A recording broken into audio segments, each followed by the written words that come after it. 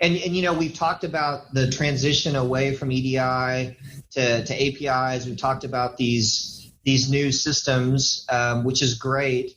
But if you're jumping across all these systems and all these platforms, how do you know it's all secure?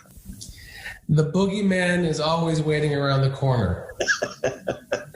The bad actors and the threats are more abundant now than ever.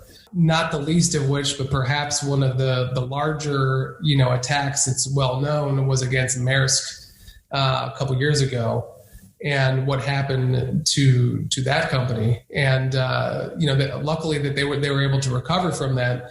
But we're seeing a huge amount of activity going against the logistics industry right now.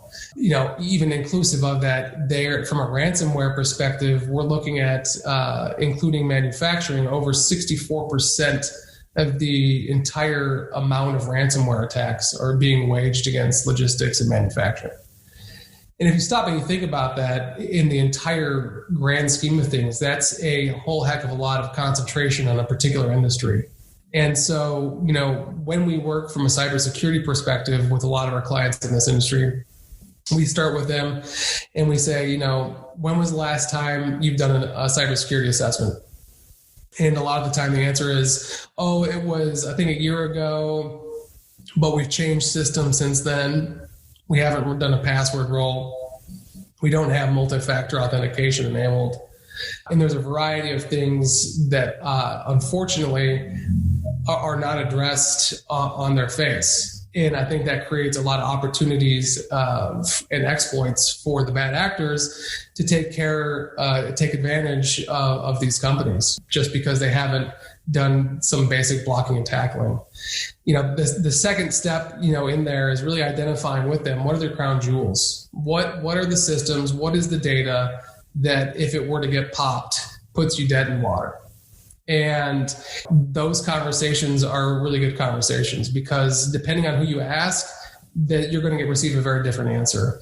And depending on the different answer, there's going to be a different way on how you can secure those things. Understanding what the threat landscape looks like across the enterprise, across the vertical, common exploits that can be guarded against relatively easily because we've seen them before, those are important discussions to have.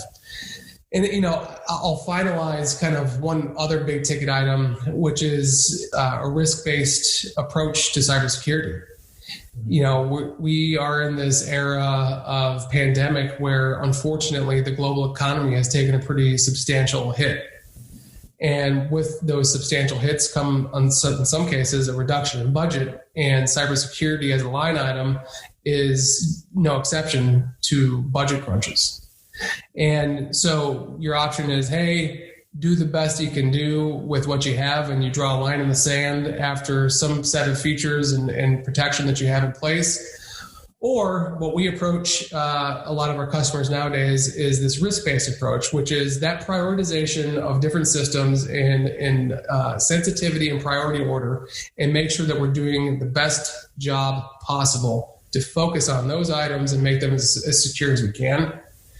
And then, as we go outside of that, things that are, a little bit less important, maybe you think about, pulling back on the throttle on some of those opportunities, but making sure that you're managing your budget commensurately with the amount of risk in a particular area of the business. That's a big one for us right now.